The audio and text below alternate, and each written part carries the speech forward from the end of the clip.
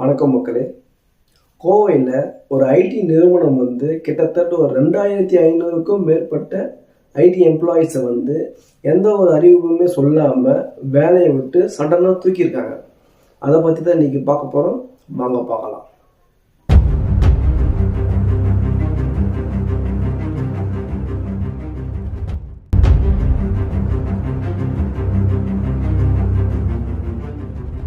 கோவையில் ஆர்எஸ்புரத்தில் ஃபோக்கஸ் எடுமேட்டிக்ன்ற ஒரு தனியார் ஐடி நிறுவனம் பல வருஷமாக இயங்கிட்டு வருது.